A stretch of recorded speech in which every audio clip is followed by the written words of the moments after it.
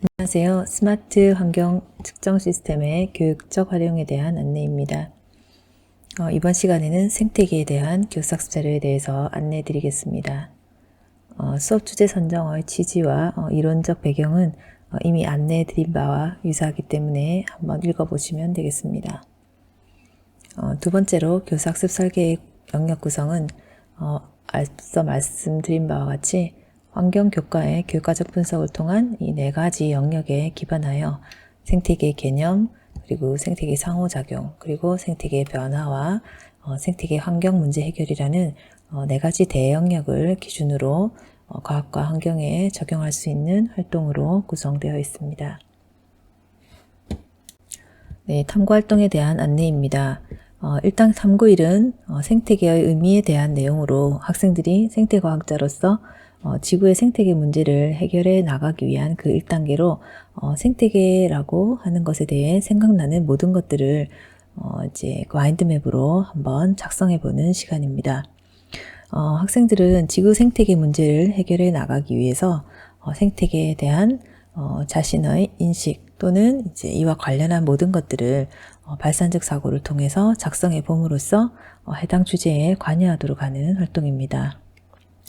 다음 두 번째로 마인드맵의 활동 이후에는 학생들이 자신이 아는 것과 친구가 아는 것을 함께 의논하면서 지식을 나누고 이에 대한 범주 구성을 통해서 다시 한번 생태계에 대한 학생들의 다양한 생각을 수렴해 나가는 이런 활동으로 구성되어 있습니다.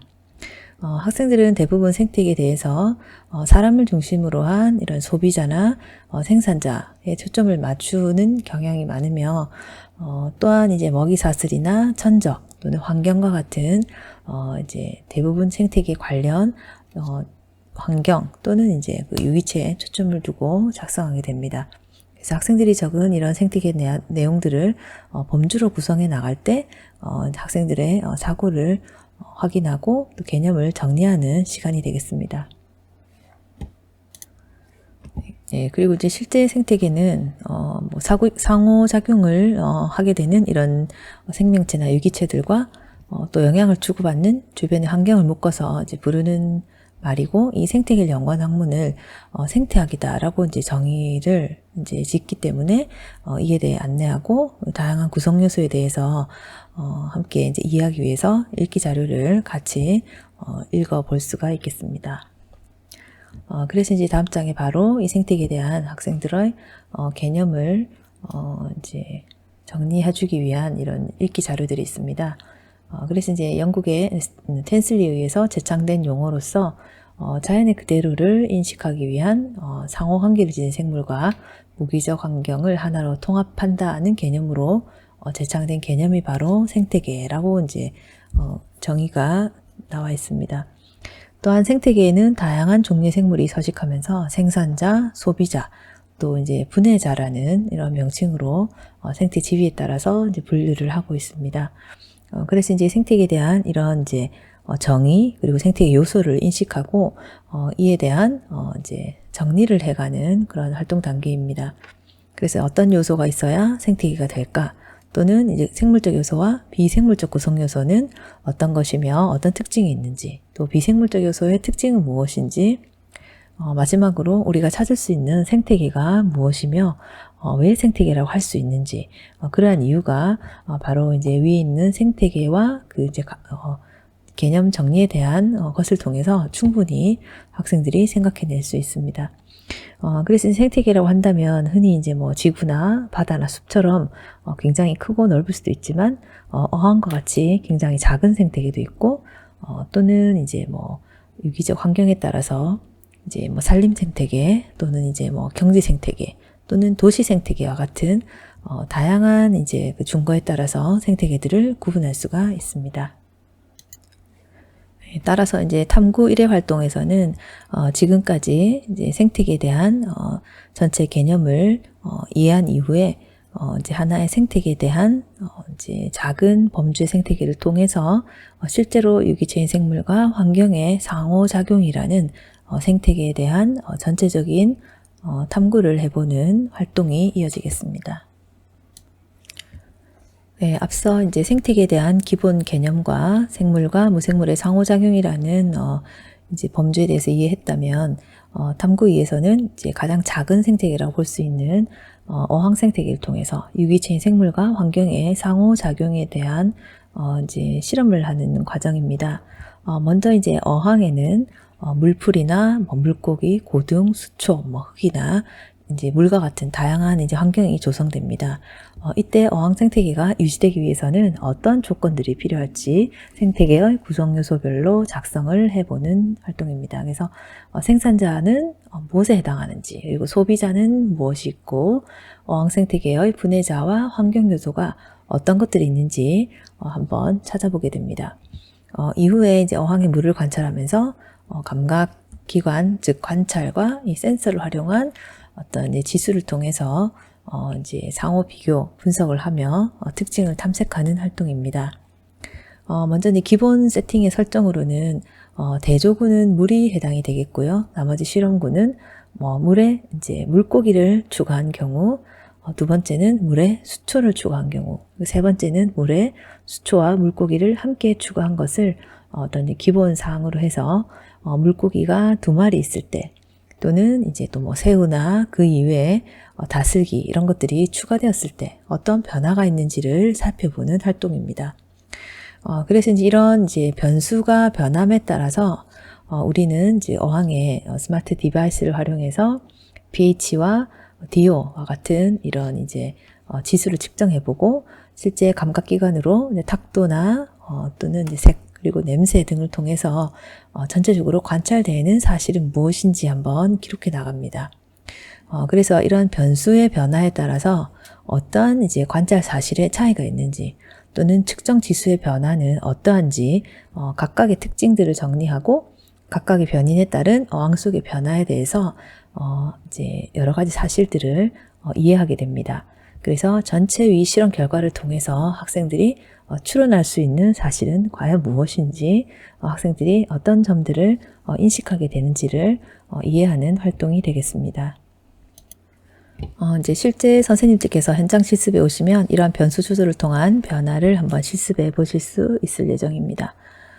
또한 이제 이런 지도사항으로는 실습 시에는 사실은 실제 어항까지 준비되어야 가능한 것이 아니라 작은 페트병과 이제 수초 그리고 이제 물고기 1마리를 추가해도 센서의 측정에서는 이제 정말 큰 변화를 한눈에 이해할 수 있습니다.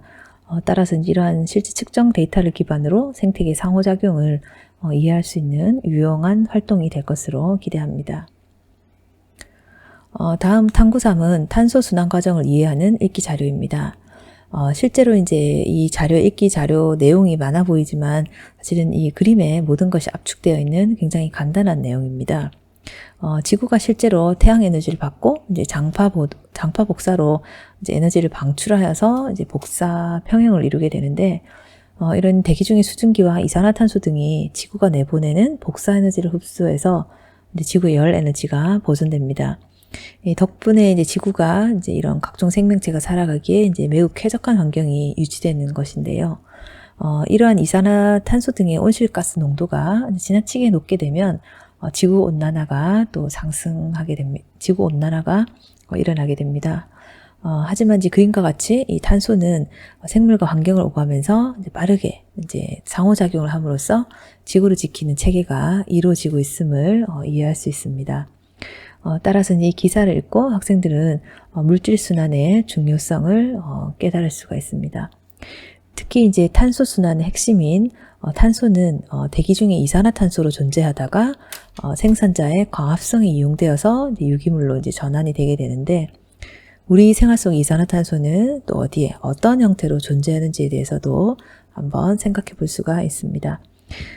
따라서 이제 이런 탄소 순환 체계에 대한 그림의 설명에 해당하는 이런 내용들과 함께 지금 이제 금성이라는 행성에서는 실제 이산화탄소가 굉장히 두꺼운 대기층으로 자리하고 있습니다. 따라서 이제 나사에서는 금성이 이런 이제 금성으로부터 이산화탄소의 대기로 인한 어떤 지구 온난화의 문제를 해결할 실마리를 찾고자 탐사선을 발사할 예정이라고 합니다. 그래서 이제 탄소 순환 체계와 연계한 다양한 최신의 과학 기사들을 통해서 학생들이 또 새로운 과학 지식을 접하고 이제 알고 있는 내용을 다시 한번 이제 점검하도록 구성하였습니다. 이제 이와 연계하여서 이제 생태계가 물질 순환이 이제 가장 중요하게 이루어져야 하는데요. 이 탄소가 바로 생체 구성의 중심적 원소이며 유기화합물의 핵심 물질입니다. 특히 이제 탄소는 대기 중에 이산화탄소로 있다가 바로 이제 광합성에 의해서 유기물로 전환되는데, 우리 주변에서 이산화탄소는 이제 어떤 형태로 존재하는지에 대해서 학생들과 함께 이제 다양한 이제 활용에 대해서 그 특징을 한번 점검하는 활동입니다. 그래서 이산화탄소 특징이 첫 번째는 바로 무색무취라는 점이 있고요. 두 번째는 공기보다 이제 무겁다는 점. 그리고 탄소 동화작용에 이용된다. 그리고 청량음료에도 활용되고 또 고체 이산화탄소, 또 무기 유인으로서 다양하게 활용될 뿐만 아니라 이 이외에 이산화탄소나 또 탄소가 어디에 존재할까라는 이런 질문을 통해서 학생들이 가지고 있는 이런 이제 지식이나 이제 개념을 한번 이제 확인하고 넘어가는 활동입니다. 그리고 이제 3번 활동은 이제 앞서 했던 여러 가지 탄소 순환에 대한 내용 중에 이제 간단한 퀴즈를 통해서 탄소가 대기 중에 이산화탄소 형태로 있다. 또 식물의 광합성으로 유기물로 합성되고 또 먹이사슬을 통해 소비자로 이동하며 동식물의 호흡에 의해서 다시 대기로 방출되는 과정을 점검합니다. 그리고 실제로 이제 배설물을 통해서 분해자에 의해 다시 대기로 방출된다. 그리고 또한 대기 중 이산화탄소 증가는 지구 온난화를 유발할 수 있다는 이런 내용들을 이제 점검을 해보시거나 이제 뭐 활용을 해보시면 되겠습니다. 실제 이제 이 탄소 순환 체계에 대한 간단한 이제 그 그림 자료를 중심으로 이 탄소 순환에 대한 실험을 하는 과정입니다. 이 탄소 순환 실험은 식물의 호흡과 이산화탄소의 변화량을 직접 측정해보는 과정입니다. 이 장치는 저희 디바이스의 어떤 초기 버전으로 실시했던 실험인데요. 실제 식물과 이 디바이스를 아크릴 상자에 넣고 하루 동안 그 이산화탄소의 변화량을 모니터링하면 시간에 따라서 그 변화 추이를 아주 이제 잘 확인할 수가 있는 활동이 된다고 볼 수 있습니다. 이제 따라서 학생들은 이제 하루 동안 이 이산화탄소의 변화를 모니터링하고 결과값을 도출하면서 시간에 따른 그 변화량의 추이를 다시 한번 보고 언제 몇 시부터 어떻게 변화하는지 구간을 확인하면서 그 이유를 추론하도록 하는 활동으로 구성되어 있습니다. 두 번째 실험은 바로 빛의 유무에 따른 이산화탄소 발생량을 알아보기 위한 실험입니다. 따라서 밀폐된 아크릴통에 이제 식물을 하나씩 두고 하나의 상자에는 검은 천을 가리는 설치를 합니다. 그래서 이제 10분에서 약 30분의 시간 간격을 두고 이산화탄소 변화량의 추이를 비교해보는 실험입니다. 이때 이제 이 실험에는 주의사항이 있는데요. 실제 이제 광합성의 경우에는 명반응과 안반응이라는 과정으로 이루어져 있습니다. 그래서 이제 갑자기 검은 천을 순간 가린다고 해도 이미 이 식물이 그 이전에 이루어지고 있던 생리기작과 분리하여 생각하기가 어렵습니다. 따라서 보다 정확한 실험을 위해서 이 두 상자 모두 일정 시간 이상 검은 천을 가려서 동일하게 광합성을 다시 말해서 빛에 의한 명반응 과정을 동일하게 제거한다는 측면에서 이제 일정 시간 검은 천으로 동일하게 씌우는 처치를 하는 것이 필요합니다. 이후 실험을 시작할 때 1번 아크릴통은 대조군으로 검은 천을 제거해주고 2번 상자는 검은 천을 그대로 지속하면서 두 상자의 변화를 비교합니다. 만약 이제 이 명반응과 안반응에 관한 상세한 실험을 원하시면 현장 실습 시간에 또 질문해 주시거나 또 이제 다양한 방안으로 새로운 실험이 가능하다는 점도 말씀드리겠습니다. 이제 또 하나의 주의점은 이러한 이제 그 대조군과 실험군을 설정한 이 비교에 있어서 동일한 작물과 크기가 비슷한 식물이라 할지라도 초기 이산화탄소 농도의 값은 이제 차이가 있을 수 있습니다. 따라서 이제 두 식물군을 비교하기보다는 각 식물의 처음 농도에 비해서 각각의 그래프 추이의 변화량을 바탕으로 도일을 시작해야겠습니다.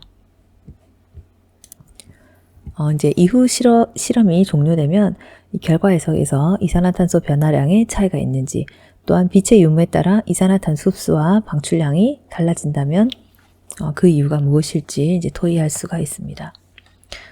이제 실제 이제 저희가 이 실험을 했을 때 결과에서는 이산화탄소 변화량의 차이를 통해 빛의 유무에 따른 이제 식물의 이산화탄소 흡수와 방출량이 달라진다는 것을 쉽게 이해할 수 있는 활동이었고, 이를 통해서 대기 중에 이제 탄소가 이제 이산화탄소의 형태로 이제 생물체 내에 저장될 수 있다는 그런 과정을 이제 직접 체험하고 탄소 순환에 대한 인식을 이제 확장하는 실험이다라고 볼 수가 있습니다.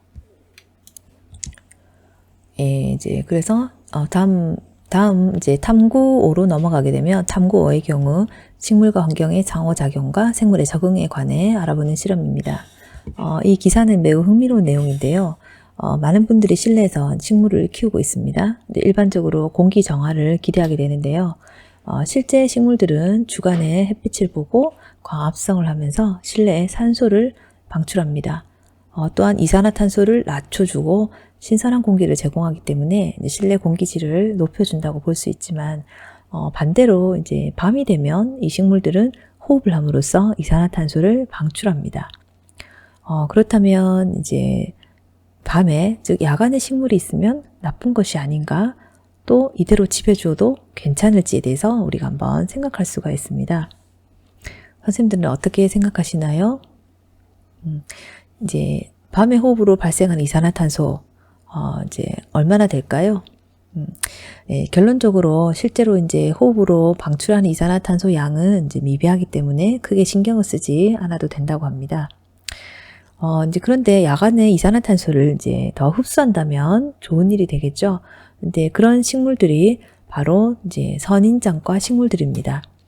실제 선인장들은 이제 우리가 이해하고 있는 바와 같이 사막과 같은 굉장히 뜨거운 태양에 노출되어 있습니다.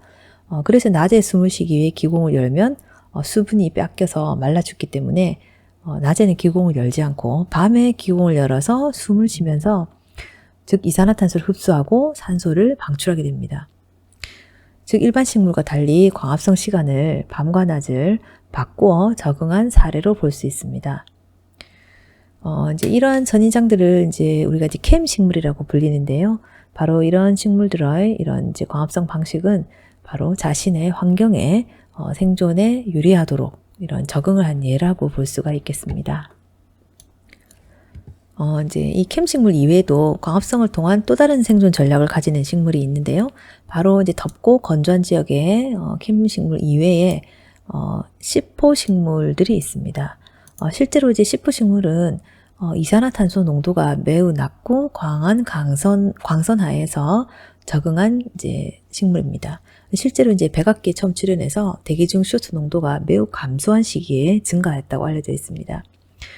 그래서 이제 시포 식물들은 이제 이산화탄소가 낮은 환경에서 적응했기 때문에 이산화탄소가 즉시 광합성에 사용되지 않고 이제 저장이 가능하도록 발달하였습니다.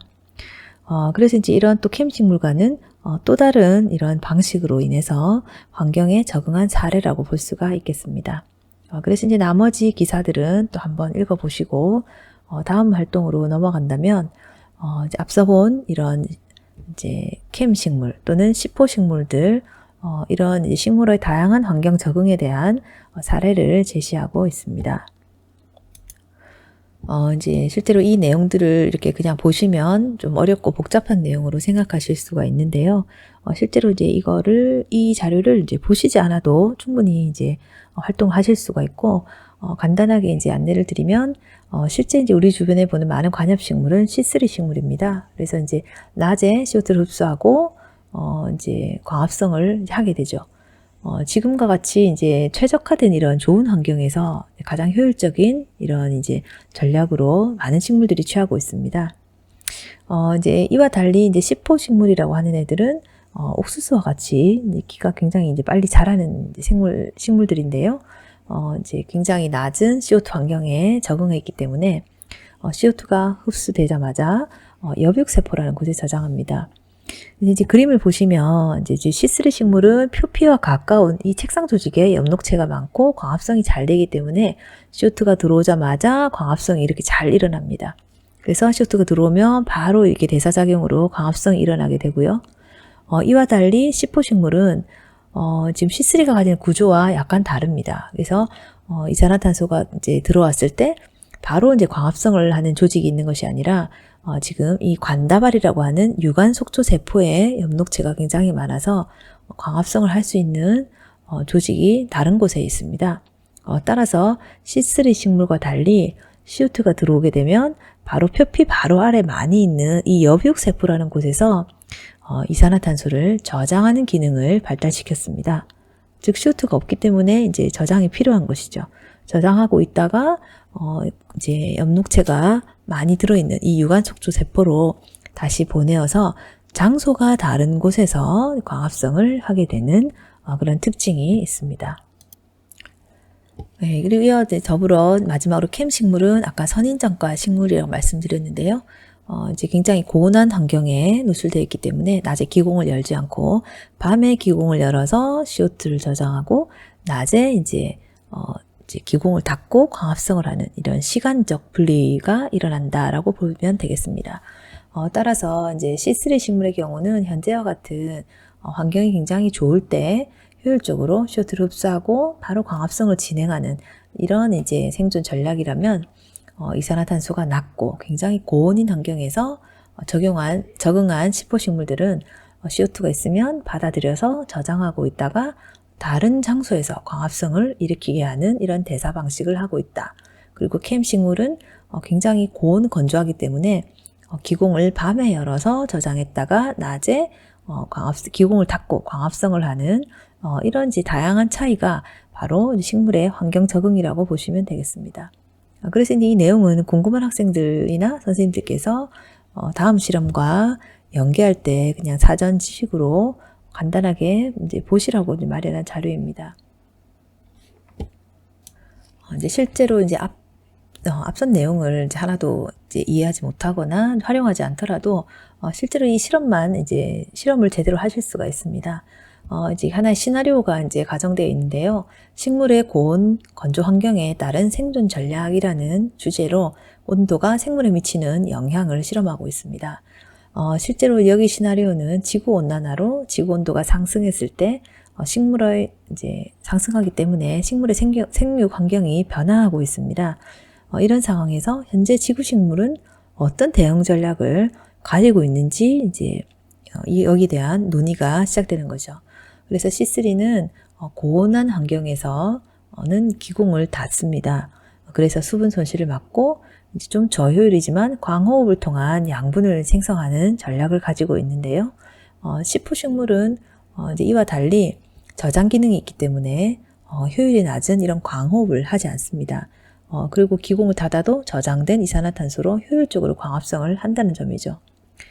그래서 C3에 비해서 고온 건조한 환경에서는 좋은 전략이다라는 이제 특징을 소개하고 있습니다. 그래서 이런 생존 전략에 대해 직접 실험하고 원인을 한번 추론해보자 라는 이제 활동으로 실험을 진행할 수가 있습니다. 그래서 이제 기본적으로는 C3의 이제 상추나 기본적으로 많이 활용되는 이제 식물들을 이렇게 심어주고 C4 식물은 이제 사탕수수, 옥수수 같은 이제 작물들을 이제 심으면 실제로 이제 발화로부터 생육에까지 C4 식물이 굉장히 빠른 속도로 자라는 것을 관찰할 수가 있습니다. 따라서 이제 C3와 C4 식물들을 이제 고온의 환경에서 두면 이제 체내 수분 손실로 인해서 이산화탄소를 이제 흡수하지 못하는 것이죠. 기공을 닫게 되어서 자, 이럴 때 어떻게 이제 양분을 생성할까에 대해서 이제 한번 이야기를 나누고 또 고온한 환경에서 이런 이제 두 장치의 성장 속도를 한번 이제 비교해 보는 것이죠. 그래서 파종을 하고 약 1, 2주 정도를 센서를 이제 옆에 두기만 하면 이제 저절로 이게 측정이 되어지겠습니다. 따라서 이제 쭉 관찰하다 보면 성장 속도나 이산화탄소의 어떤 농도가 충분히 비교가 됩니다. 또한 이제 이 대기 중에 이제 성장 속도뿐만 아니라 이 그 아크릴 상자 안에 이산화탄소 농도를 측정하고 비교하면서 농도 차이를 비교하고 이 식물의 기작과 연계해서 결과를 토의할 수 있습니다. 또한 지구온난화가 계속된다면 현재의 식물들이 어떻게 적응할 수 있을지에 대해서도 한번 토의할 수가 있을 것 같습니다. 이 두 가지 이제 그 환경에 적응한 어떤 식물의 생존 전략에 대한 이산화탄소 양을 비교하는 실험을 하실 때는 아래와 같은 이제 토의 가이드에 따라서 실험을 해주시면 되겠습니다. 다음으로 396은 개체군의 생장과 환경과의 관계입니다. 이제 우리 생태계를 구성하는 생물적 요인과 비생물적 요인 사이에는 다양한 상호작용이 있는데요. 이제 독립된 하나의 생명체인 개체들은 무리를 이루어 개체군이 되고, 또 이런 개체군이 모이면 군집이 되고, 또 군집들이 모이면 바로 생태계를 이루게 됩니다. 그래서 이제 눈으로 학생들이 이걸 쭉 읽으면서 이해를 한 다음에 이런 이제 개체들이 또 무리를 이룬 이 개체군들은 어떻게 해서 생태계 내에서 일정한 개체수를 유지할지에 대해서 한번 생각해보는 활동입니다. 실제로 이제 여러 개체군들은 이제 서식을 하면서 다양한 환경의 저항에 부딪히게 됩니다. 우리 사람들의 경우에도 질병이나 다양한 환경에 의해서 이제 지속적으로 살아가기는 이제 어렵기 때문에 이런 생태계의 개체수 유지에 대한 학생들의 인식을 한번 이야기를 나눈 다음에 이 개체군이 시간이 지날수록 실제는 개체가 계속 늘어나야 하지만 실제로 계속 늘어날지 환경 저항으로 인해서 어떻게 될지에 대해서 한번 이제 개체수의 변화를 그래프로 그려보는 활동입니다. 그래서 이제 좀개구리 밥을 사서 이제 샤알레에 한 3개에서 5개 정도를 두면 한 2주 정도 안에 이렇게 샤알레가 꽉 차는 것을 이제 보실 수가 있습니다. 네, 그래서 이제 일자에 따라서 이 개체수를 세어보고 실제로 그래프를 그려봄으로써 계속적으로 늘어나는 것이 아니라 실제로 이제 샤알레라는 한정된 이런 이제 공간으로 인해서 생장 속도가 시간이 지나면서 이제 S자인 곡선을 그린다는 점을 이해할 수 있습니다. 즉 생물의 어떤 수명이 바로 환경에 영향을 받는다는 내용이죠. 이제 실제로 이 개구리밥을 기르기가 이제 좀 어려우신 경우는 우리 엔트리 프로그램을 활용한 시뮬레이션이 자료가 있습니다. 그래서 이 프로그램을 통해서 기간을 이제 이틀째, day 1을 선택하고 재생을 누르면 개구리밥 잎이 차례대로 다다닥 나타나서 6개라고 숫자가 표시됩니다. 그리고 6일을 선택하고 재생하면 이렇게 개체가 크기가 개구리밥 실제 이제 그림으로 나타나면서 숫자까지 이제 기록이 되어지는 거죠. 그래서 이렇게 기록된 전체 이제 데이터를 기반으로 그래프를 그렸을 때도 똑같은 S자형 성장 곡선을 얻을 수가 있습니다. 그래서 이제 이렇게 나타나는 이유가 결국은 이제 공간의 부족이라는 이유도 있지만 실제 생물이 생태계 내에서는 먹이 부족이나 천적이나 다양한 이유로 인해서 이제 환경 저항에 부딪힌다는 것을 이해할 수가 있습니다. 이어서 이제 두 번째 관찰하기는 이 개구리밥과 환경에 의한 변화를 실제 확인하는 실험입니다. 그래서 이제 이 모둠별로 이 개체군의 생장과 pH의 관련성을 한번 생각해보고 pH 즉 산성도에 따른 어떤 이제 산성비라든지 그런 환경의 유입이 있을 때 생장 변화가 어떻게 될지 한번 가설을 세워보게 할 수가 있습니다. 이제 이때 학생들은 이제 개체군이 pH에 따라 생장 곡선이 셋 다 다르게 나타날 것이다. 또는 pH와 관계없이 유사할 것이다. 또는 이제 pH가 낮아지고 나면 아예 이제 전멸할 것이다 등 다양한 가설을 세울 수 있습니다. 그래서 이제 가설을 한번 설정한다면 이에 관한 실험과 이제 수행 과정을 통해서 과학적 탐구 능력도 기르고 실제 이제 토의해가면서 과학적 사고력을 기르는 활동으로 볼 수가 있습니다. 실제 이제 멸균한 배양액을 pH별로 준비를 하고 각각의 플라스크에 배양액을 넣어서 개구리밥을 이제 기르게 됩니다. 그래서 개체수를 이제 단순히 이제 측정을 쭉 해보면 이 측정 사실을 통해서도 쉽게 환경과의 상호작용을 이해할 수가 있습니다. 그래서 이제 표를 실제로 이제 그래프로 더 보기 쉽게 나타내라고 하면 이제 선생님들 자료에만 있습니다. 그래서 학생들도 유사한 그래프를 그릴 수가 있습니다. 실제 이제 환경 저항으로 인해서 pH 5에서는 개구리 밥의 개체수가 잘 증가하는데 pH 4와 7에서는 잘 증가하지 않습니다. 따라서 이제 pH에 따라서 이제 생장 속도가 일단 달라진다라는 것을 확인할 수 있고, 자신이 앞서 세웠던 가설과 얼마나 일치하는지, 또 다르다면 왜 그렇게 생각했는데 무엇이 잘못되었는지, 뭐 이런 다양한 결과들을 논의하고 곡선과 환경과의 관계를 추정할 수가 있을 것 같습니다. 또 가설과 결론의 뭐 일치 여부, 또 이에 대한 이야기들을 할 수가 있습니다. 이제 이 상황도 마찬가지로 실제 기르기가 어렵다면 pH에 따른 이제 개체군의 생장 곡선의 변화를 엔트리를 활용한 프로그램으로 알아볼 수 있습니다. pH 4를 설정하고 재생을 눌렀을 때 이제 이틀째 개체군은 이제 5개가 되고, pH 4에서 재생을 하면 개체군의 크기가 실제로 이제 얼마까지 된다. 이런 이제 엔트리 활동을 통해서 학생들이 이제 시뮬레이션을 통해 이제 환경에 따른 이제 속도의 차이를 비교할 수가 있습니다. 이제 결과적으로 이제 이 좀 개구리밥은 실온에서 보통은 이제 5와 6 사이일 때 가장 잘 성장하고, 곡선이 잘 보이기 위해서는 실제로는 2주 이상 정도를 배양해야 한다는 점을 이제 아시면 되겠습니다. 다음 탐구7은 개체군과 군집, 그 생태계 관계에 대해서 이제 이해하는 활동입니다. 이제 우리 주변의 생태계는 생물과 환경, 그리고 다양한 생물 간의 상호작용이 있습니다. 그래서 이제 2종류 이상의 개체군들은 같은 장소에 있을 때, 뭐 종간 경쟁이나 또는 공생, 또는 먹고 먹히는, 포식과 피식을 하면서 상호작용이 일어나는데요. 이런 이제 용어를 모른다 할지라도, 이제 실제로 이제 풀과 또 풀을 먹는 양, 또 양을 먹는 늑대가 있는 생태계라고 가정을 하자라는 이제 시나리오를 통해서 시간에 따라 이 세 가지가 살고 있는 생태계가 있다면 어떻게 변할지 학생들과 함께 이야기를 해볼 수가 있습니다. 그래서 이제 이후의 상황은 우리가 이제 장기간의 변화를 볼 수 없기 때문에 포식자와 피식자에 대한 생태계 안정성을 탐구하기 위해서 넷로그라는 모델을 활용해서 시뮬레이션을 이제 확인할 수가 있을 것 같습니다. 이제 여기는 이제 넷로그 사이트를 활용해서 저희 디바이스 연구팀에서 이제 개발한 시뮬레이션 자료입니다. 왼쪽은 이제 지금 양과 또 늑대 그리고 풀을 들어 각각의 개체수를 변수로서 입력하고 설정을 할 수가 있습니다.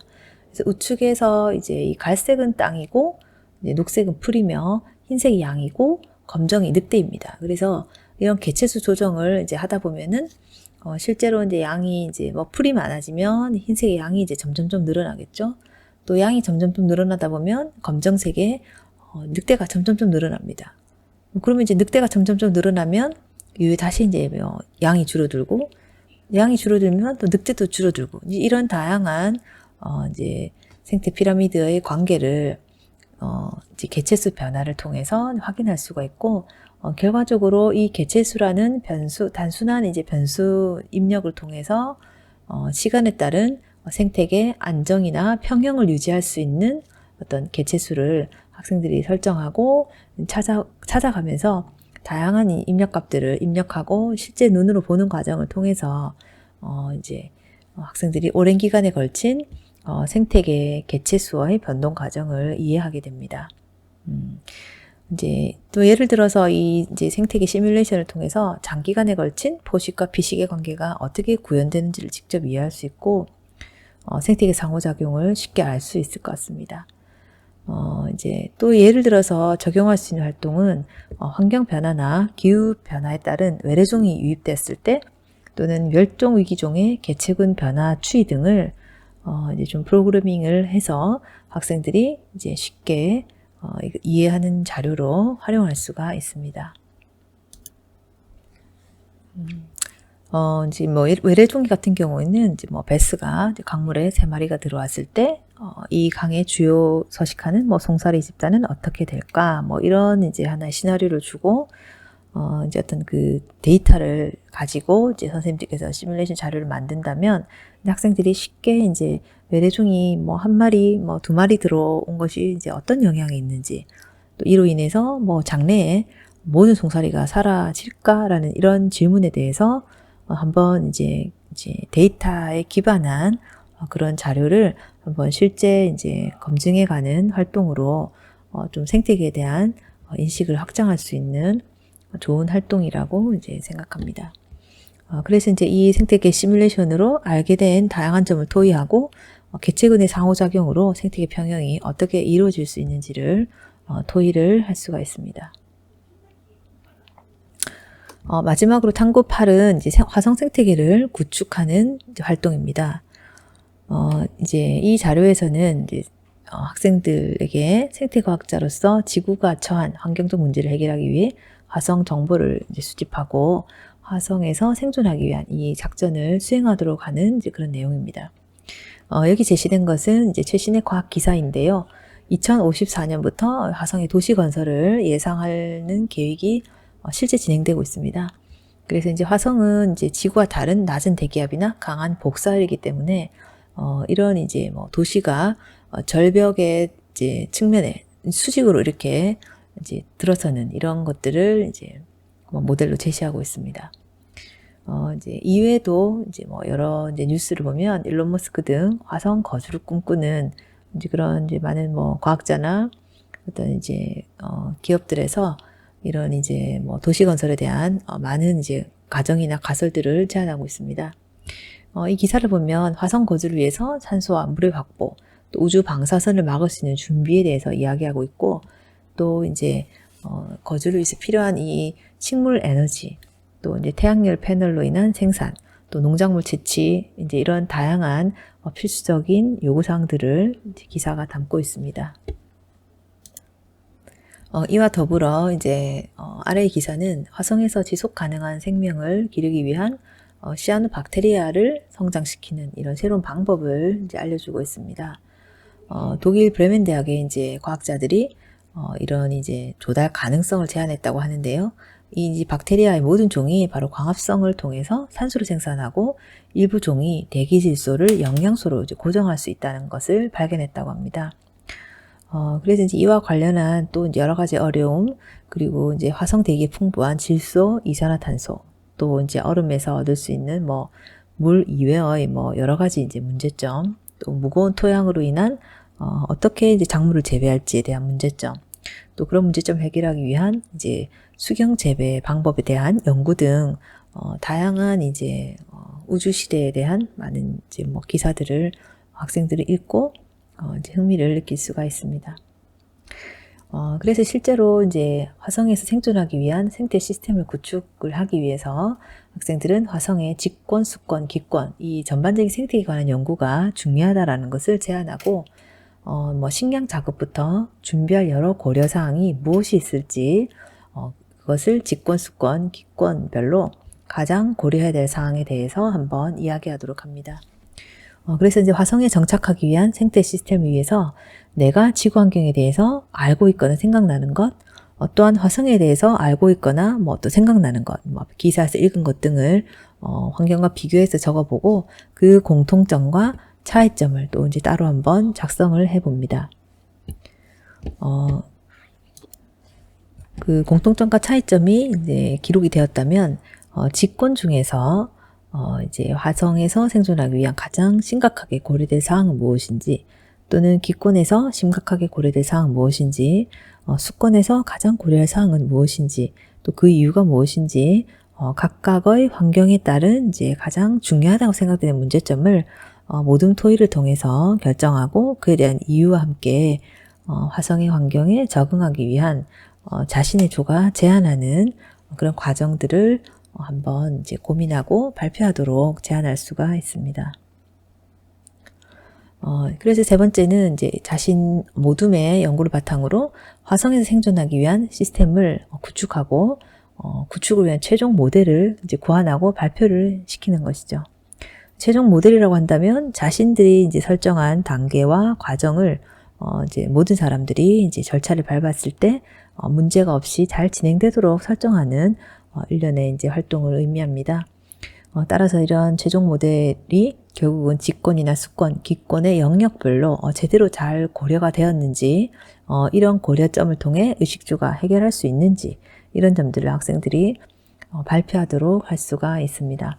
그래서 이제 생태계 조성 시뮬레이션을 이제 뭐 그림으로 그리거나 이제 어떤 커다란 이제 뭐 전지와 같은 종이에 함께 그리면서 설명하고 또 활동을 할 수가 있습니다. 이제 실제 이제 이와 같은 답이 없는 이런 이제 문제 해결 활동을 실시하면 선생님들께서는 이제 정답이 없고 또 이제 다양한 과학적 지식이 나와야 하기 때문에 좀 이제 염려를 하실 수가 있지만 실제로 이제 학생들은 오히려 답이 없는 이런 문제 상황에서 자발적인 조사와 나름의 조사 결과에 근거한 이제 도의가 잘 이루어지고 그에 근거한 이제 계획을 통해서 조별로 나름의 방법들을 잘 제안합니다. 그래서 이를 발표하게 하고 또한 이제 자신들의 의견에 대해서 질문을 받음으로써 자신과 타인들의 장단점에 대한 비판적 사고를 기르고 문제 해결력을 기를 수 있으리라 기대합니다. 그래서 이제 지금까지 생태계 활동에 대한 교사학습 자료 안내를 이제 마치겠습니다. 추후 현장 실습에서는 보다 상세한 질문과 수업의 방향에 대해서 논의하는 시간이 되기를 기대합니다. 끝까지 경청해 주셔서 감사합니다. 마치겠습니다.